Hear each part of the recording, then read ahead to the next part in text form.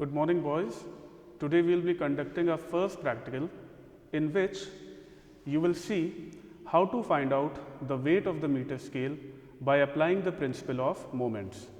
Now, the apparatus which we are using in this practical is a wooden stand, a meter scale, and a known weight which is 50 gram force.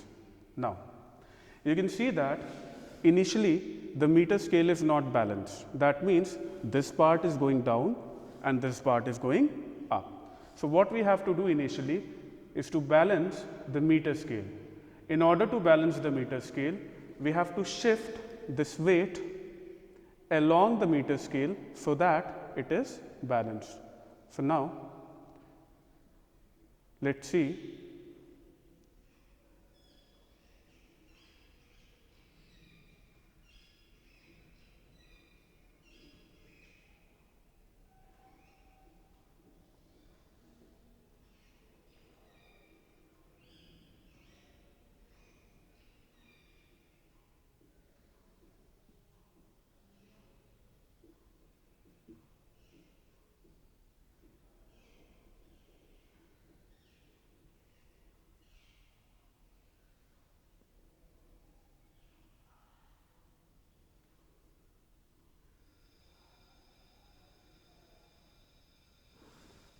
So, now we have balanced the meter scale. Now, we have to see the readings. So, the second part of this practical is to calculate your x1 and x2.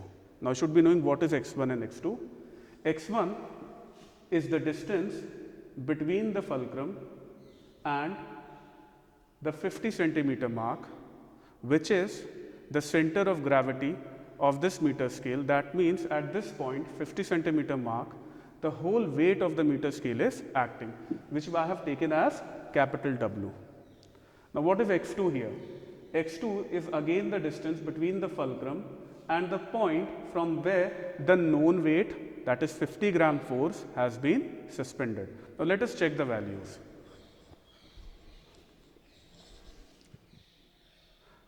So, the known weight is suspended from 22.5 and fulcrum is at 40 centimeter. That means my x2 will be 40 minus 22.5, which will give me x2 as 17.5. Again, for x1, I have to see the distance between the 40 centimeter mark and the 50 centimeter mark.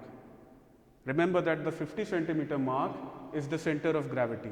So, 50 minus 40, x1 will come out to be 10 centimeter. So, I have got my x1 and x2. Now, I have to apply the principle of moments.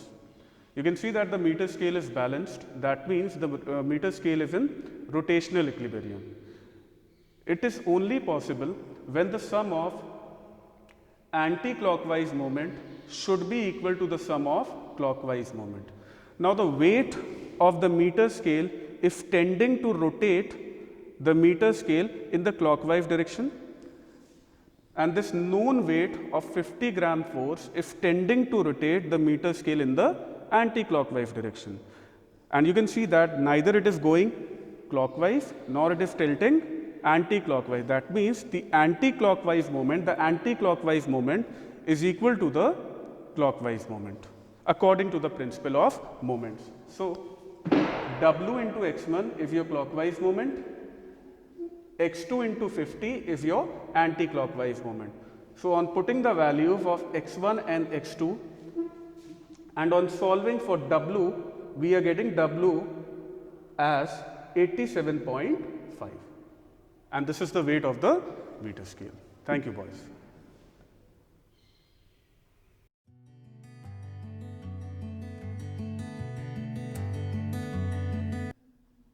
Okay, boys, we will be conducting with our next practical, which is to verify Ohm's law and hence to find the value of the unknown resistance.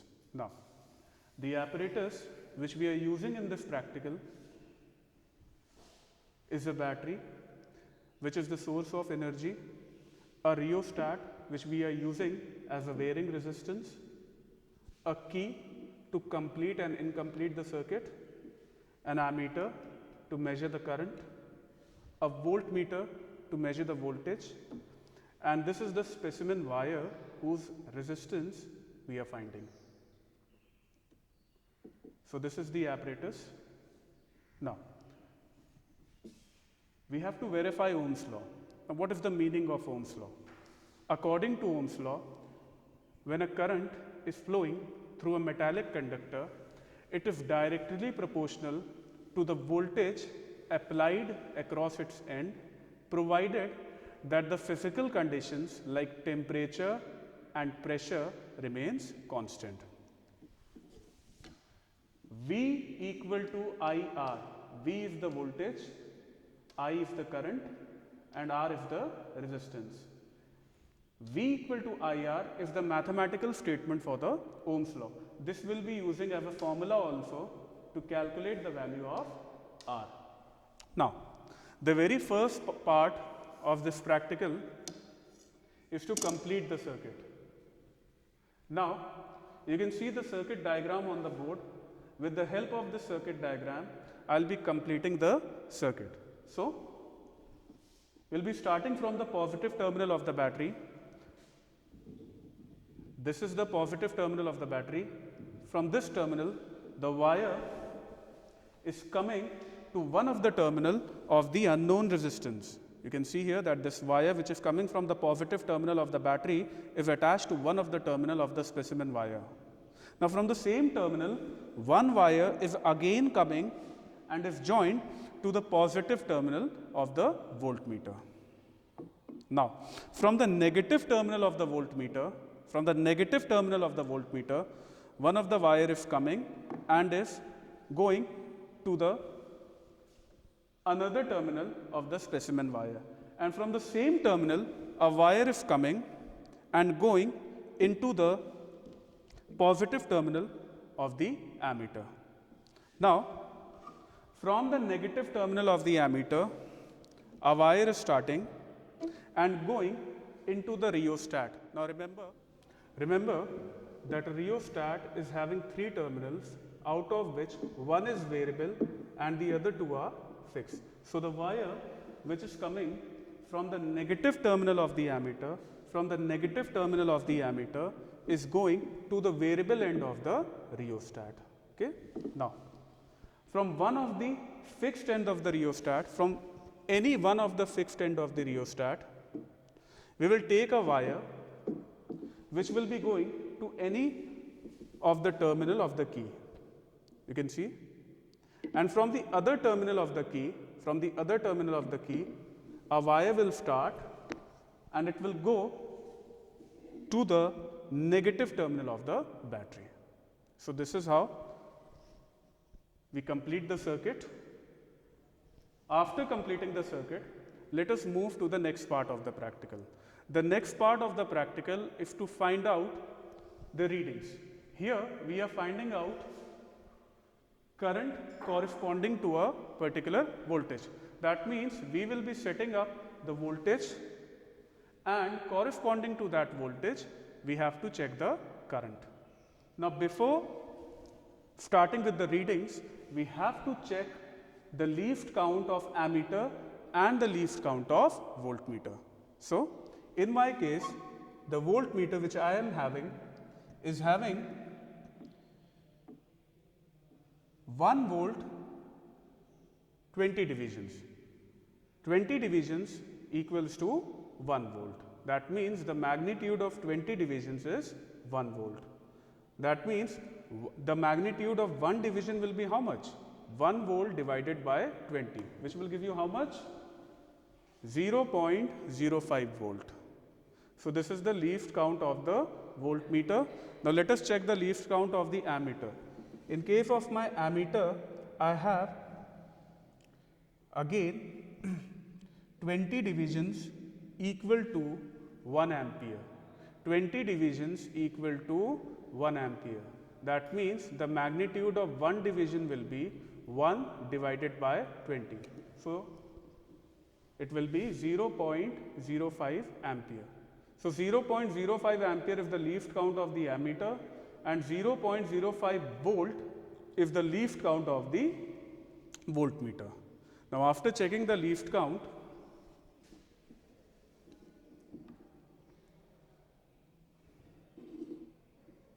Now, right now my circuit is incomplete. When I will insert this key, the circuit will be completed and the flow of current will start. Now we will be adjusting the voltage in the voltmeter with the help of the rheostat to 0.2 volts.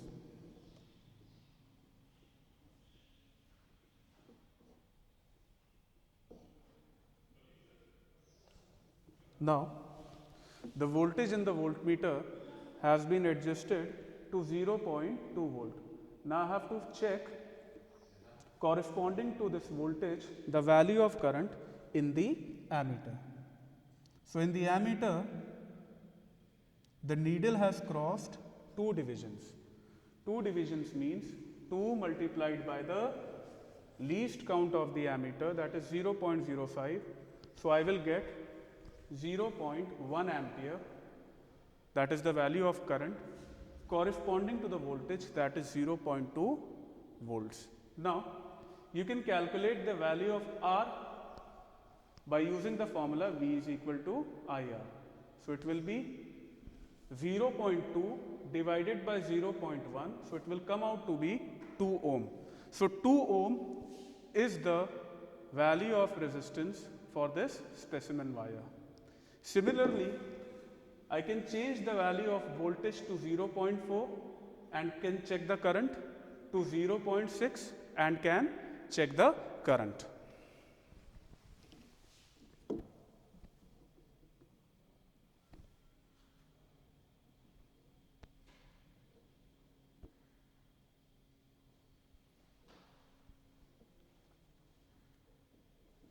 So now the voltage is 0.4 and corresponding to this voltage the current is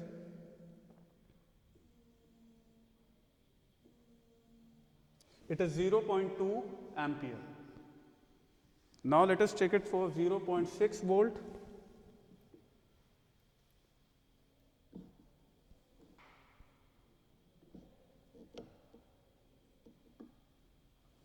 Now the voltage is 0.6 and corresponding to that the current is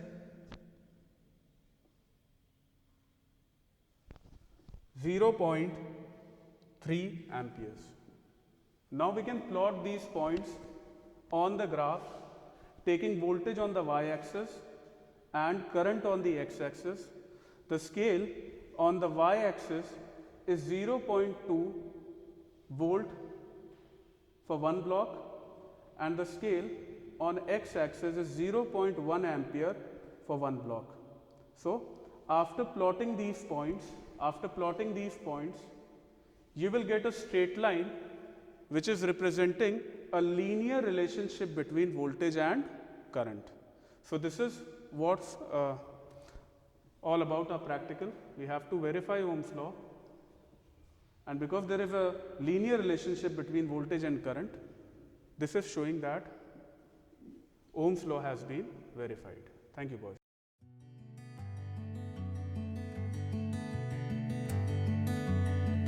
Okay, boys, we'll be conducting our next experiment in which you will see how to find out the focal length of a convex lens by using a plane mirror.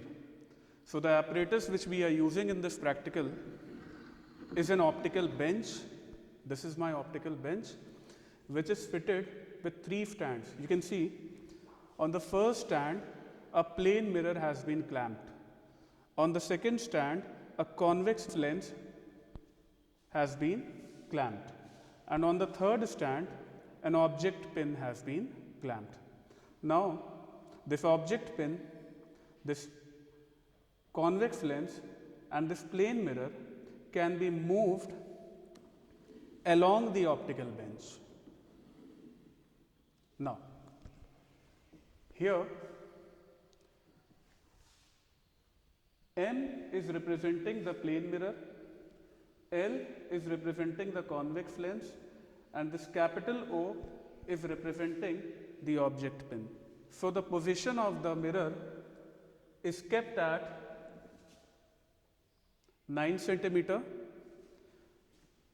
and the convex lens is kept at 21 centimeter. You can see 21 centimeter convex lens, 9 centimeter plane mirror.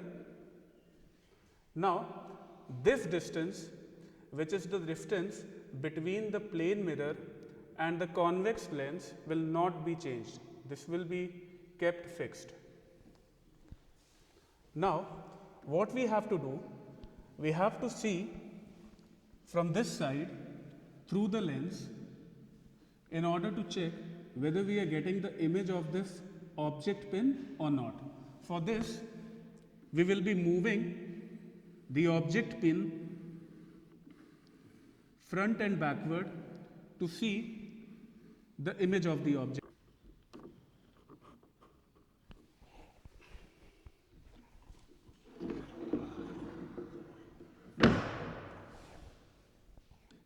Okay, I have got the image of the object pin. I can see a clear image of my object pin, but there is a parallax. Parallax means my object pin is not in the focal plane of this convex lens. So I have to remove the parallax. To remove the parallax means I have to bring this object pin in the focal plane of my convex lens. So for that, again I will be moving my object pin front and back to see a clear image, and then I will be adjusting the tip of my object pin with the tip of the image, and it's almost done. Now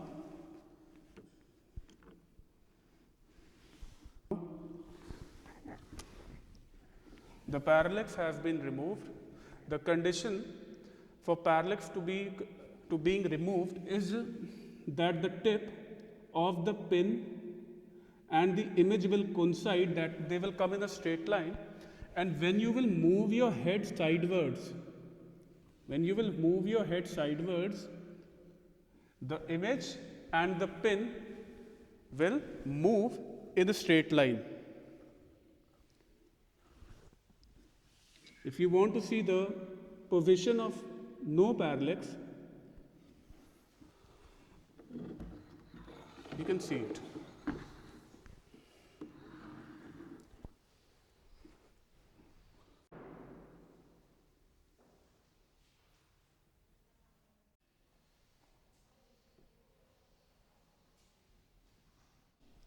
Now after the parallax has been removed, we have to check these readings.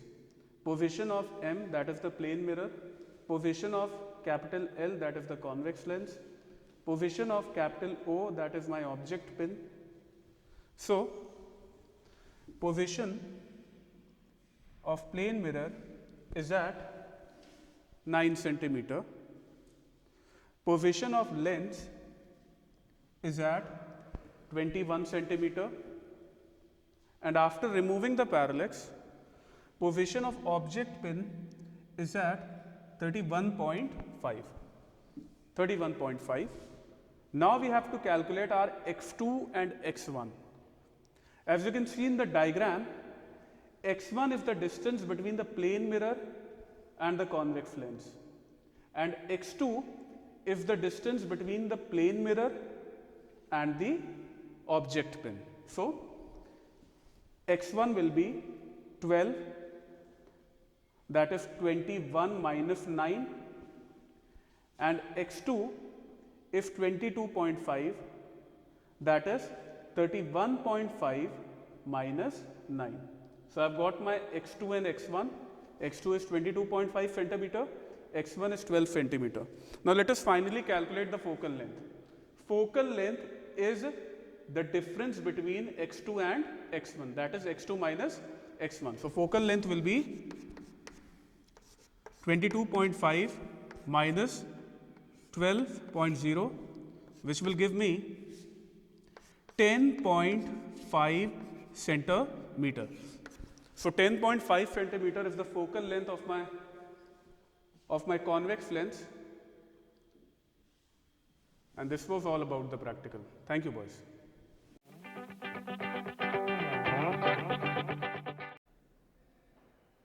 Hello boys, we are going to find the lateral displacement in a glass slab and to find the refractive index of glass. So, let us do the experiment with the help of pins. We will draw the outline of this glass slab which I have drawn and shown you.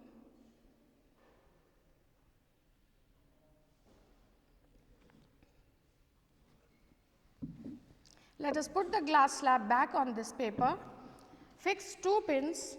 We have already drawn a normal to the glass slab.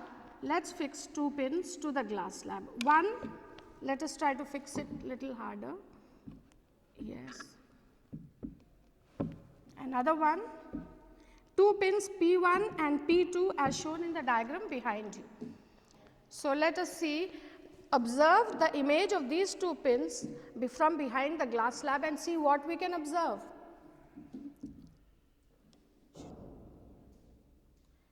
When I see from behind the glass slab, you can see that when the 2 pins are in a straight line, at that point I will put a third pin which will be coinciding with the image of these 2 pins P1 and P2. So, let us do this over here.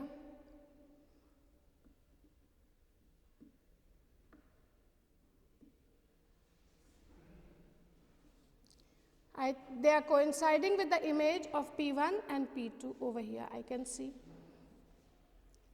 Yes. Let us take a 4th pin and put it along with this only behind it.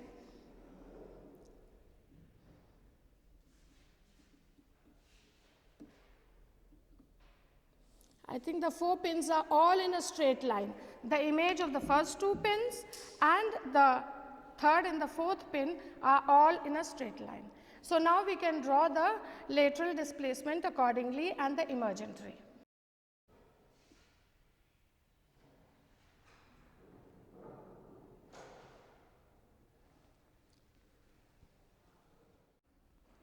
Okay. Now, we will take out the pins and put dots where the pins were.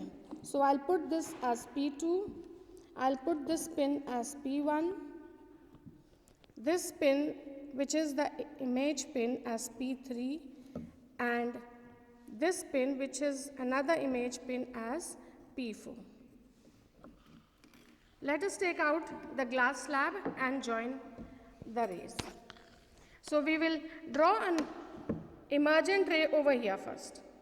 So, first we will draw the emergent ray, then we will join the refracted ray which is from the incident to the emergent ray. So, we will draw this. Everywhere show arrows. Then we will draw the normal at the point of emergence. Now, when we produce the incident ray forward, the path it should have taken, if the glass slab was not there, then the incident ray would have gone in this way. So, let us draw this emergent ray from here to here.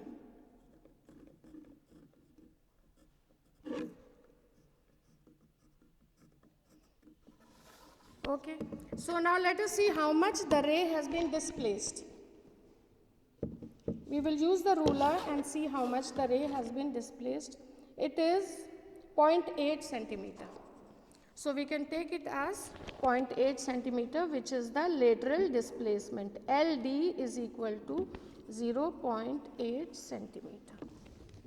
Now, from the angle of incidence which we find with the help of this protractor, we will find the angle of incidence which we have already taken as 30 degrees.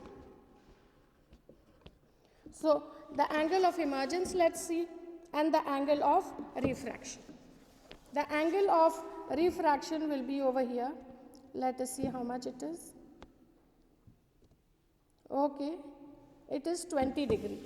It should be nearly 20 or. Now, let us take the angle of emergence. Let us see how much it is. We find that it is nearly 30 degrees. That means angle of incidence and angle of emergence will be the same. The angle of refraction will be lesser than the angle of incidence because it is a denser medium. Let us calculate on the board. See, look, your final diagram, boys, will be like this.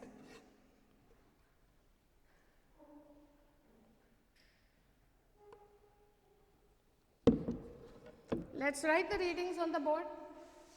If we take the angle of incidence as 30 degrees, angle of refraction should come somewhere near 20 degrees or 19 degrees. And angle of emergence will be the same as angle of incidence. Lateral displacement we've got as 0.8 centimeter. And refractive index we can calculate by finding the value of sin 30 upon sin 20. Sin I is sin 30 degrees, sin R is sin 20 degrees. With the help of log tables, we will be able to calculate the refractive index of glass. Value of sin 30 you already know. Value of sin 20 you can calculate from the log tables, and we can find the refractive index. Normally we find that it is 1.5 or less than 1.5 for glass.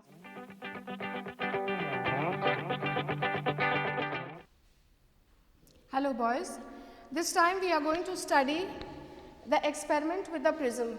The aim of the experiment, as I have shown you, is to find the angle of deviation of a glass prism and to develop the relationship between angle of the prism A plus angle of deviation will be equal to angle of incidence plus angle of emergence. We will do the experiment and prove the point that we have stated. So let us start with the experiment. Take the prism, we will put the prism on the outline of this diagram which we have already shown. I have made the outline of the prism for you. I have put already 2 pins to show the incident ray. Let's begin with the experiment. So we put the prism back on the outline and we take, I have already drawn the normal on one side of the prism. This face of the prism is called the triangular face of the prism. This is an equilateral prism, that's why the angle is 60 degrees. So we are taking this and taking the incident ray with the help of these 2 pins. So now from the other side of the prism, from the other surface, we will try to see the image of these 2 pins and try to put a third pin in place of this prism. Let us put this. All the 3 pins, that means the image of these 2 pins and this third pin should come in a straight line. Once you've achieved that, you put a 4th pin right in front of the 3rd pin and see that all the 4 pins are in a straight line. Once all the 4 pins are in a straight line, we have achieved the angle of emergence. So now these 2 pins denote to you the angle of emergence and these 2 pins denote to you the incident ray. So let us remove the prism, the pins, and join all the rays.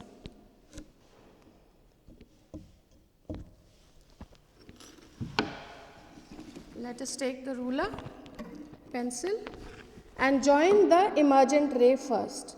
So if I join the emergent ray, so I get a diagram which looks like this. Now we have to show the refracted ray which moves from the point of incidence to the point of emergence. We will draw that and then I will show you the diagram again. So this is the refracted ray. Notice that I am putting arrows everywhere. I have to draw a normal at this point also where the angle of emergence is. So I am drawing a normal at this point too, which I call N2. This is the angle of emergence. If I produce this normal here, I will get the refracted ray which will be R. Here we are trying to develop the relationship between the angle of deviation, angle of the prism, angle I and angle E. So let us measure all these. Let us measure all this and produce the angle of deviation. How are we going to do it? Produce the incident ray forward. I am producing the incident ray forward. I am producing the emergent ray backwards. The point where they meet inside the prism is called the angle of deviation. This is the angle of deviation which is shown by the sign delta. So